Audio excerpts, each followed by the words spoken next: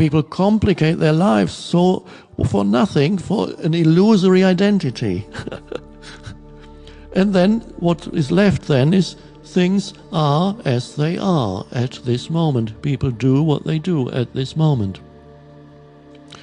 Beautifully illustrated in the story that you may have heard perhaps through this mouth before, in the story of the Zen master. Some of you probably don't know it, but it's such a beautiful story. The Zen master, who had an excellent reputation as a great teacher in a town in Japan, and one day was accused by the 17-year-old girl next door of being the father to her child that had just been born. The parents asked, "Who is the father?" They were shocked that she was giving birth to a baby. And she finally said, "It was the master next door. I went to see him 9 months ago for a spiritual counseling session, and then that's when he did it to me." And so the parents got extremely angry and started telling everybody about it. And they ran to the Zen master and with the baby and put it there on his floor and said, "We know what you did. You are responsible. Now you look after the baby. We don't want anything to do with this baby anymore. You take it. You are the father. We know it all now." The Zen master looked and listened. And when they said, "You are the father of this baby," he said, "Is that so?" And then they said, "Yes, and we are leaving this baby here. You can look after him." "Is that so?" Then they left. The Zen master lost his reputation. Nobody came to him for counseling sessions anymore. Nobody wanted to hear him anymore. All he had there was the baby. So that was the present moment. He picked up the baby and started getting some food, sent off somebody to get some food, and spent 1 year mostly looking after the baby that was there.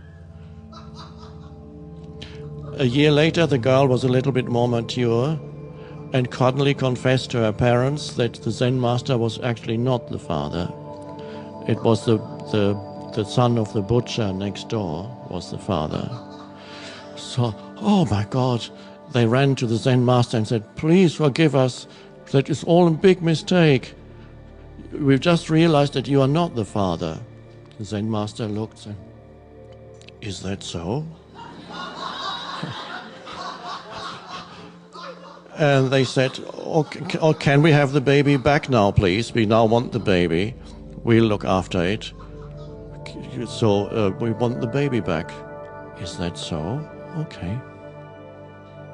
Yeah. And off they went. This is an extreme example of the good that comes, only good, when no story, even stories that other people try to impose on you, is accepted. No story is taken on. And this then is an extreme example of, it's a teaching story, it's an extreme example of non-reactive relationship to life and a non-story imposing relationship on life. They had their story. They had to make the Zen master wrong. The Zen master refused any kind of story, he wasn't a victim of circumstance. He didn't say, "I can't look after this baby, what do I do? I can't have spent my time." No, he did what was there to do at that moment. So the baby had the best possible start in life, because for 1 year grew up in this energy field of great peace with the Zen master. But then the Zen master did not have a clinging relationship to that. He was able to, in the moment, let go of the past and relinquished the baby and responded to this moment. The parents now, he so genuinely wanted the baby back. She was going to marry the butcher's son. So this is an example of the simplicity. It may be a little bit extreme. You can of course say, "No, I am not the father." That would be another possibility that is still not a story.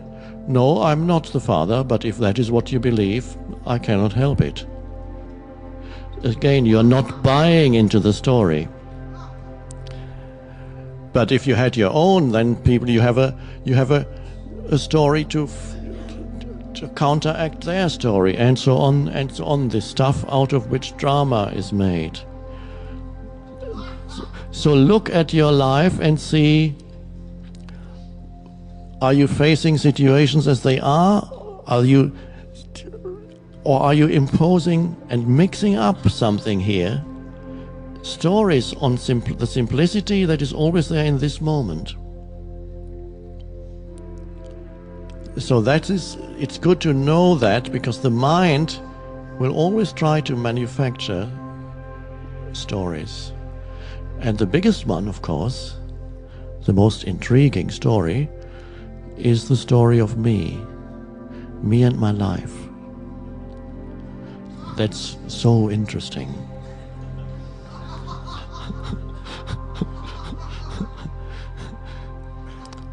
And if you can't tell anybody else about me and my life, then you can tell yourself about me and about my life. The story of me, the most fascinating story. And the story of me is part of the ego, the egoic sense of self. Not saying that you do not remember what happened to you. Of course you remember what happened to you. Not saying don't have the photo albums anymore. You still have the photo albums, but to derive your identity from a story. And when you look at the story of me, they can see that a lot of the identity that is derived from the story of me is to do very often with making other people wrong, and see how right you have been in that situation and how wrong those people have been to you compared to, or situations, or God, him, her, or itself. God itself has done something to you.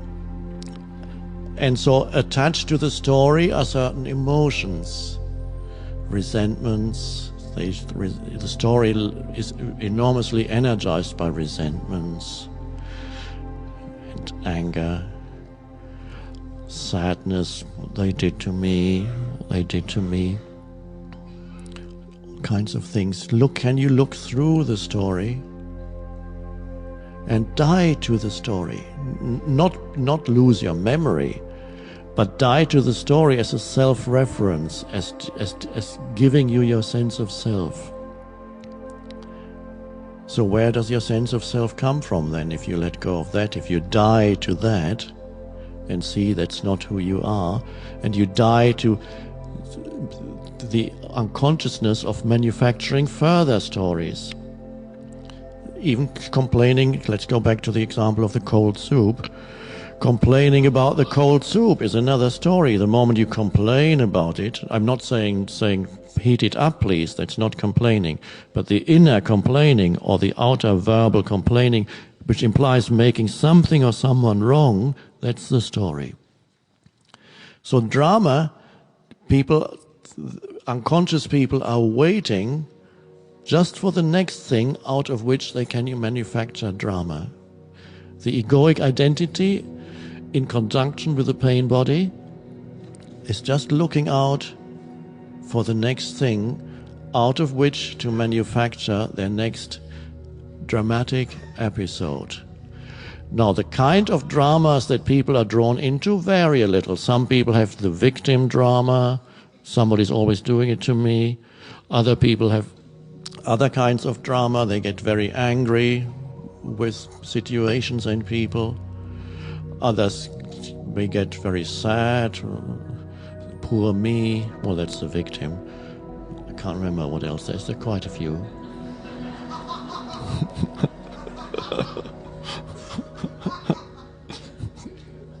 And then you see how they use the tiniest events to add a little bit, to incorporate into their dramatic story. So if you can see that in others, that's already great. If you can see it in yourself, it's even greater when it happens. See it. And so you see what that is. Some people have a greater amount of a denser ego and a denser pain body than others. But the basic principle is there in everyone to some extent, greater or lesser. But it ceases to operate the more you step into presence. Then there's still only remnants of that occasionally come in. And then your life becomes simplified. So simple. Simplify, simplify, said one famous writer. Thoreau, I think it was. Simplify, simplify. Now people talk about simplifying their lives and they think it's to do with not indulging in excessive consumption and so on, which of course is good too, but that happens naturally. The true simplification happens on the inner level. Let go of the stories. Pay more attention to this moment than anything else.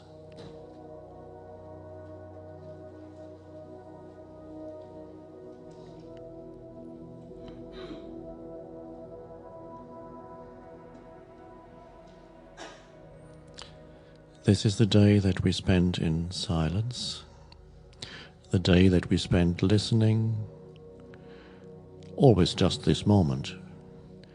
It sounds like a big thing if we say we'll spend the whole day listening, watching, being alert, attentive, alert to your surroundings and alert on the inner level. The more alert you are to sense perceptions, the more alertness you will also have within.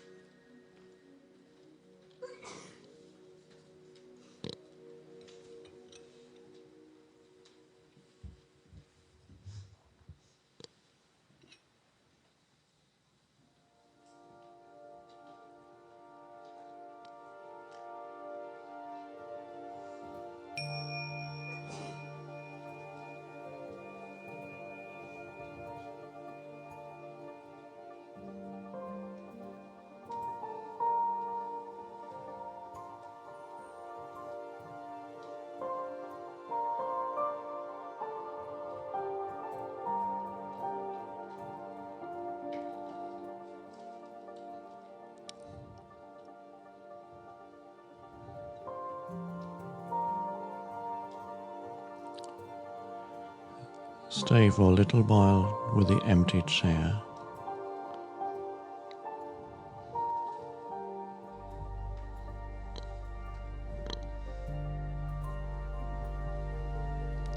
Thank you. This concludes Lesson 4. Lesson 5, Questions and Answers. Being present amidst the world.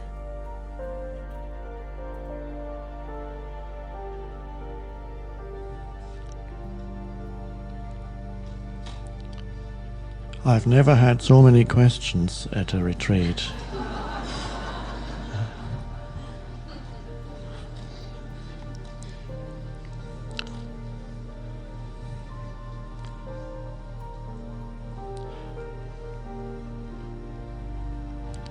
And I'm not here to flatter you. The best question, of course, is no question. But I have never had as many good questions, so it's difficult. They all are, most of them are good questions. Direct, alive, live questions.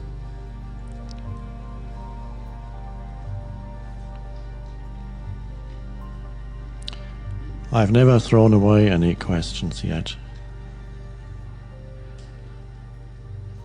I keep even the silliest question. Might come in useful at some point.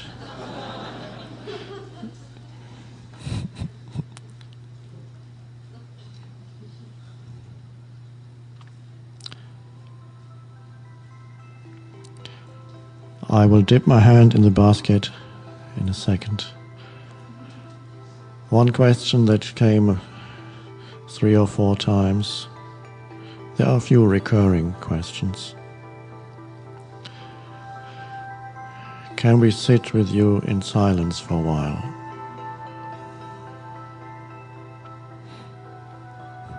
Yes.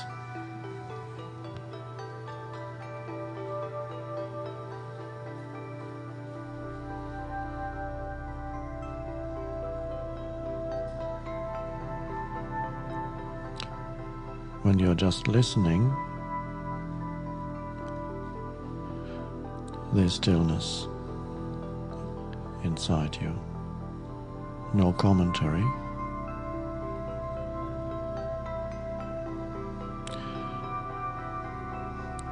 So don't miss the stillness that's actually there even when the words are spoken here, both in you and in the speaker.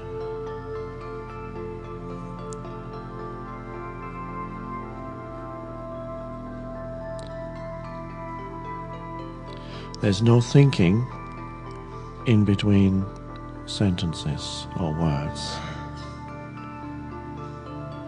So whenever a word has been uttered, the stillness is there again.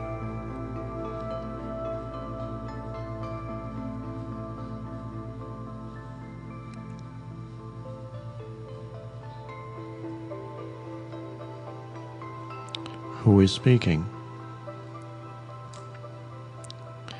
Not this person or this little mind.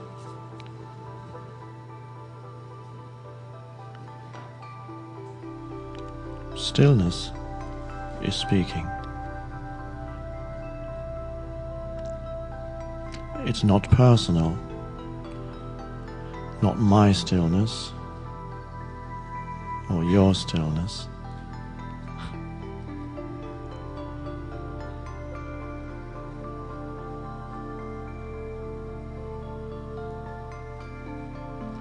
And I said before, this person is listening the same as you to the words. This person doesn't know what word is going to be spoken next, as little as you know what word is going to be spoken next. It's not prepared.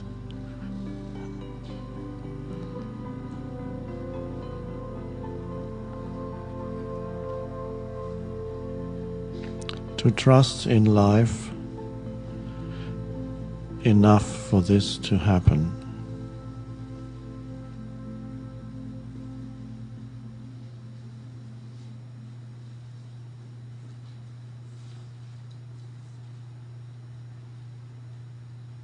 To trust in life means to trust in this moment, the power of this moment. That whatever this moment requires will be there.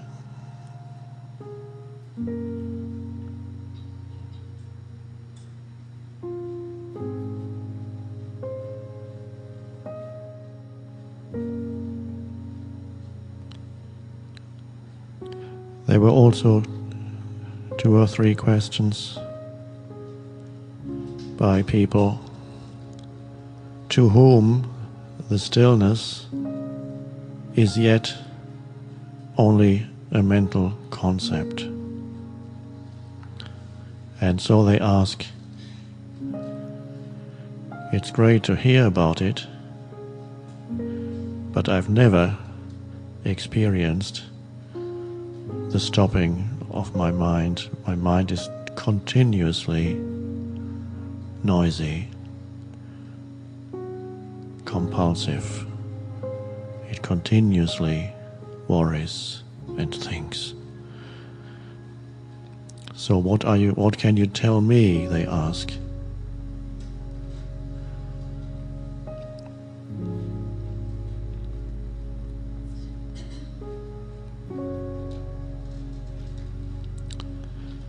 There are also a few questions on meditation, the use, the purpose, usefulness, or otherwise of meditation. And I'd like to bring the two together, the two questions.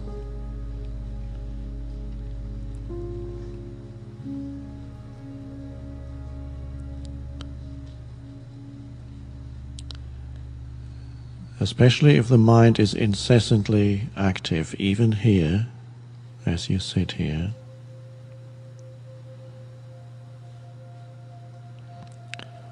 If you cannot notice the gaps, if you cannot be attentive to the gaps, now make sure that this is actually the truth, because you may actually notice the gaps for a moment. There may be a momentary cessation, but because you're so used to listening to your mind, the mind is saying, no, nothing is going on, I don't get it. Maybe you do, briefly. However it may be, if your mind has such overpowering momentum, meditation is a wonderful thing.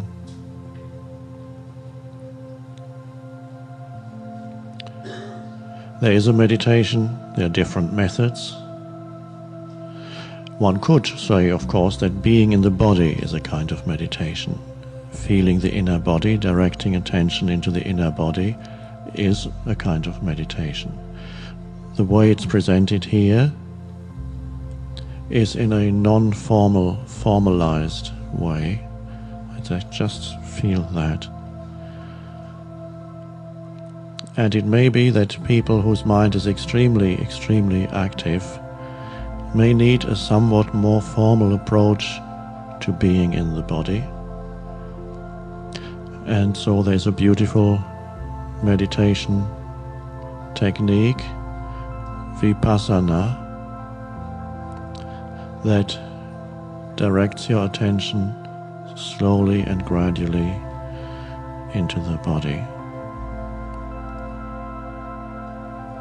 So that would be a good thing to take up the practice of that.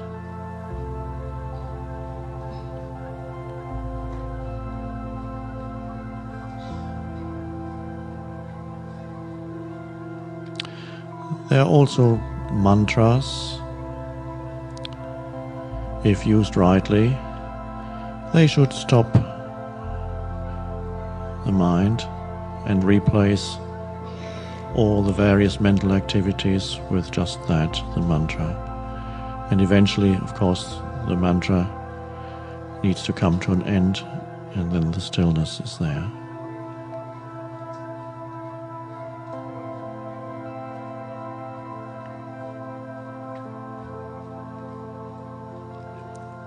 Buddhism has designed for hopeless cases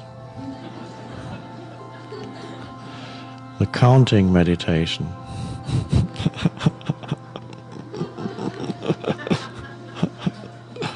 Not hopeless, no.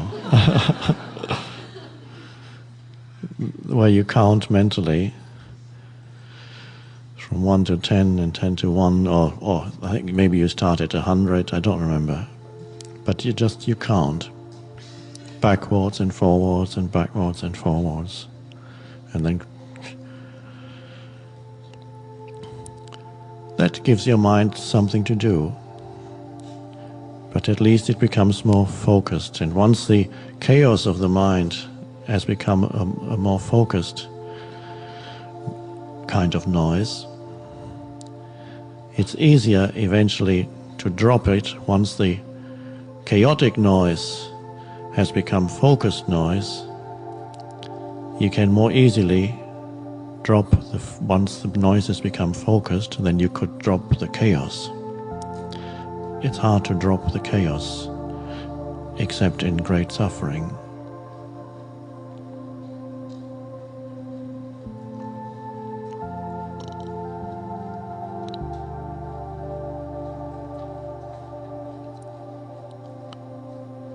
The aim of all meditation, of course, is presence.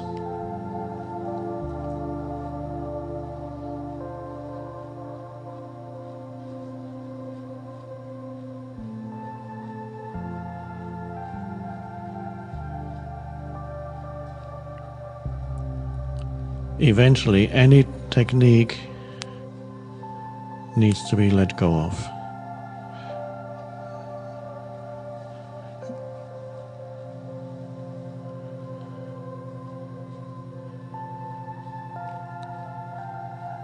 If there's anybody here who feels angry at that statement,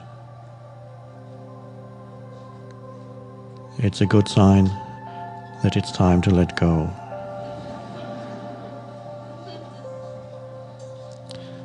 Because there's a new identification with form, my method that I'm so good at,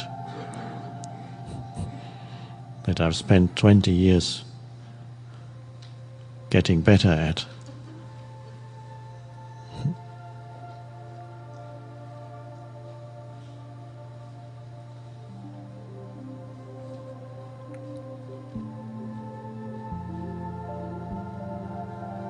So Vipassana is excellent.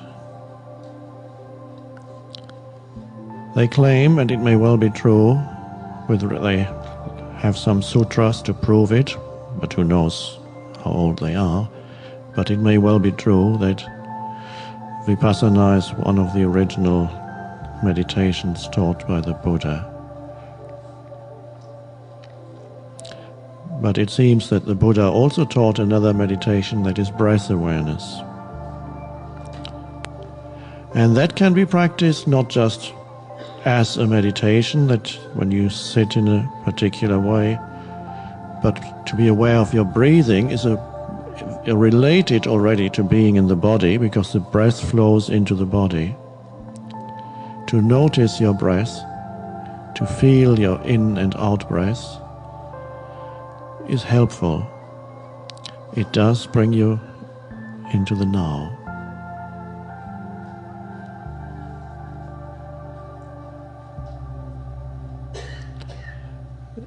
When you do it for any length of time, you soon encounter the threshold of boredom, because observing your breath is not interesting. And then, if you stay with it, you will pass through the threshold of boredom, and then observing your breath is quite peaceful.